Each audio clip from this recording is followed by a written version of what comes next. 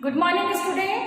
Today we are studying chapter number 4. In your history book the chapter name is the Mughal Empire. अब इससे पहले हमने दिल्ली के बारे में पढ़ा था, दिल्ली सुल्तान के बारे में पढ़ा था, ठीक है। तो हमने उस लेसन में देखा था कि दिल्ली किस तरह से धीरे धीरे 12th सेंचुरी के बाद इम्पोर्टेंट हो गया था सभी लोगों के लिए कि दिल्ली को कैपिटल बनाया था और वहाँ एक सत्ता जमाना सबका एक मेन एम हो गया था, है ना।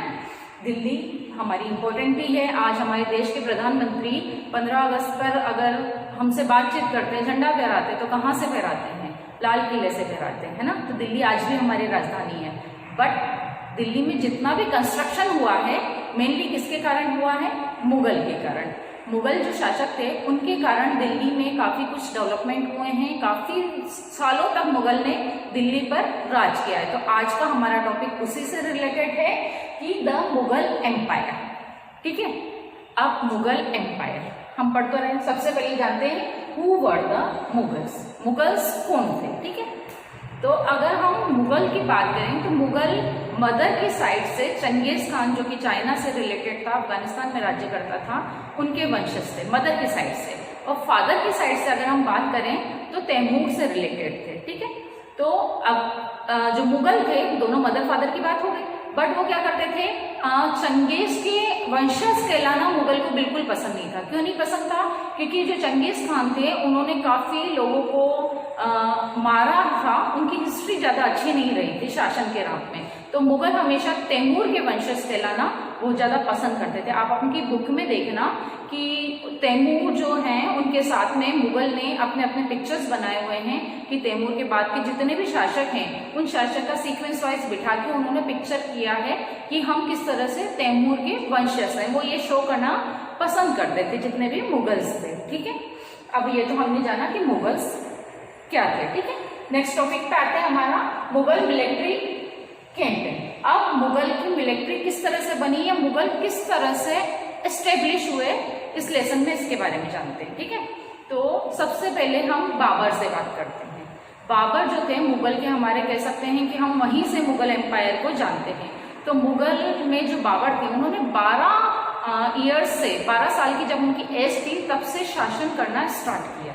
धीरे धीरे उनने दूसरे पर अटैक किया। फर्स्ट में डिफीट हुए, हार गए, बट लेटर ऑन उन्होंने आगरा और दिल्ली पर अपना साम्राज्य स्थापित कर दिया और वही साम्राज्य आगे जाके मुगलों ने उसको कंटिन्यू किया है, संभाला है। तो हम स्टार्टिंग कहाँ से करते हैं मुगल की? अगर हम बात करें तो बाबर से करते हैं। तो काफी अच्छी उन्होंने सेना स्टार्ट किया था और स्टार्टिंग दिल्ली और आगरा से किया था। देन धीरे धीरे जितने भी मुगल के बाद में, बाबर के बाद हुमायूं, हुमायूं के बाद अकबर, अकबर के बाद जहांगीर, जहांगीर के बाद शाहजहां और शाहजहां के बाद औरंगजेब, इतने शासक कंटिन्यू मुगल में रहे हैं। जो कि आपकी बुक में एक चार्ट के थ्रू एक पेज दिया हुआ है, सब शासक की उसमें डिटेल दी हुई है कि किस शासक ने किस किस ईयर में उनका शासन काल रहा है, उनका रूलर कितने टाइम तक रहा है और उन्होंने क्या क्या किया है, उसमें सभी डिटेल है। देन आपको वहां से एक बार रीड करना है उसे अच्छे से, ताकि एक के बाद एक सीक्वेंस में आप सभी को पता कर पाए। Clear student?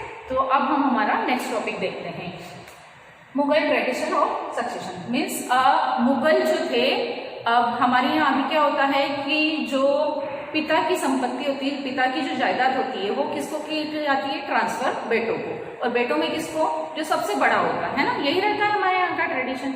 लेकिन जो मुगल का था वहाँ क्या थी कि एक जो रूलर है, सपोज अकबर है, तो अकबर के जितने भी बेटे रहेंगे तो अकबर ने जितना भी एम्पायर स्टेब्लिश किया है उसको उतने ही पार्ट में डिवाइड कर देंगे और सभी बेटों में इक्वल शेयर डिवाइड करेंगे। मीन्स सभी बेटों को बराबर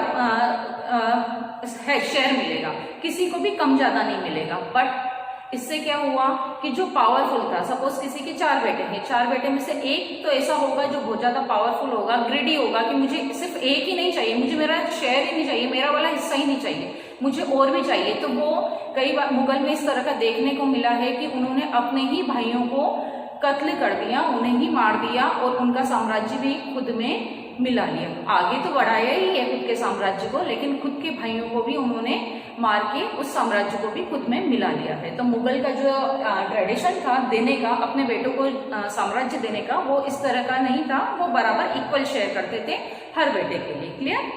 देन नेक्स्ट टॉपिक है Mughal relation with the other ruler. अब मुगल के रिलेशन क्या थे दूसरे राजाओं से, ठीक है? तो मुगल खुद के थे, लेकिन जैसे राजपूत राजा हैं उनके साथ कैसे रिलेशन थे?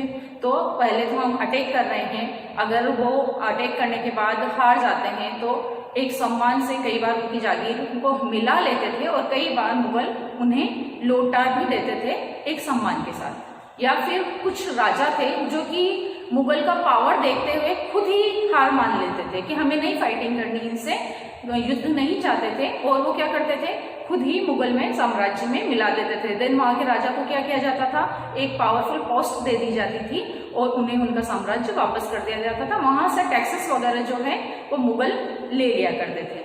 बट इसके अलावा भी कुछ और रिलेशनशिप थे, जैसे कुछ राजा, जो राजपूत राजाओं का केस देखने को मिला है कि कुछ राजा ऐसे थे जो कि मुगल से दुश्मनी नहीं चाहते थे, एक अच्छा रिलेशन बाइंड अप करना चाहते थे। तो उन्होंने क्या किया, उनकी बेटियों की शादी मुगल रूलर्स के साथ कर दी।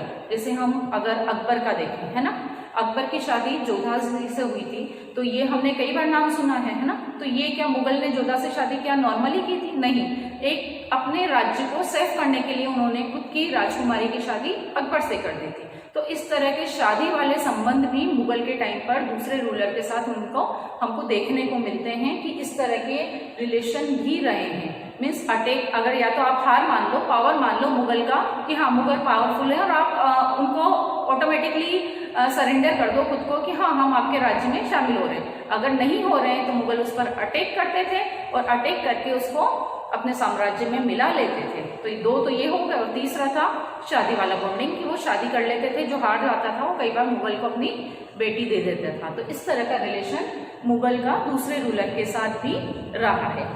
देन नेक्स्ट टॉपिक है हमारा मनसबदार एंड जागीरदार। मनसबदार क्या है? आपने इससे पहले वाले लेसन में इक्ता पढ़ा था। इक्ता क्या था, कुछ याद आया? इक्ता मीन्स एक पर्टिकुलर जगह का जगह जो कि किसी एक हायर पोस्ट वाले इंसान को, गवर्नर को हमने दे दी है कि अब आप यहाँ पर यहाँ के ऑनर हैं और यहाँ से जितना भी टैक्सेस है वो आप वसूलेंगे और यहाँ की आर्मी को संभालेंगे। वही था ना इक्ता। तो यहाँ पर मनसबदार जो थे वो इक्ता के ऑनर हो गए थे।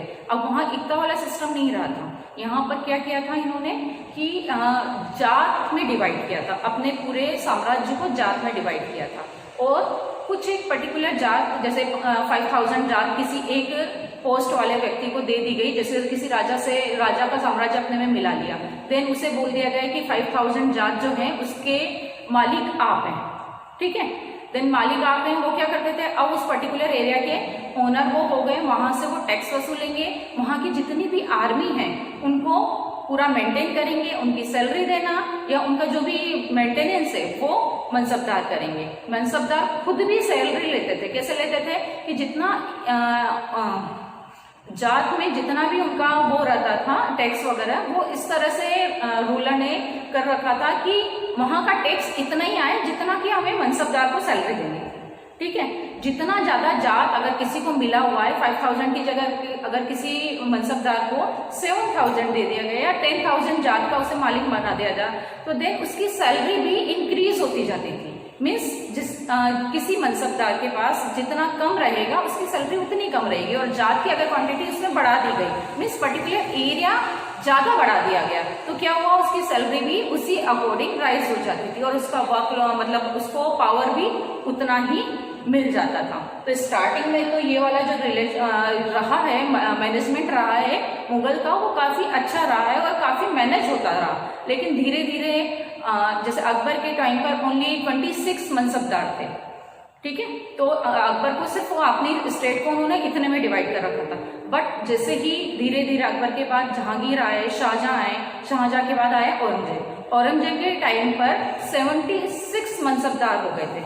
मीन्स क्या करना पड़ रहा था, अपने एरिया को कई सारी जगह में डिवाइड किया और मनसबदार की सैलरी ज्यादा पे करनी पड़ रही थी। मीन्स मैनेजमेंट क्या हो गया था उस टाइम पर, बिगड़ गया था। तो मैनेजमेंट धीरे धीरे उनका फेल होता गया। स्टार्टिंग में काफी अच्छा मैनेजमेंट रहा है मुगल का, और अभी तक भी कुछ राजा उसके बाद भी उनको फॉलो करते थे उनका मैनेजमेंट को, बट धीरे धीरे वो मैनेजमेंट फेल होता गया। इससे आगे की स्टडी हम नेक्स्ट वीडियो में करेंगे। तब तक के लिए गुड बाय।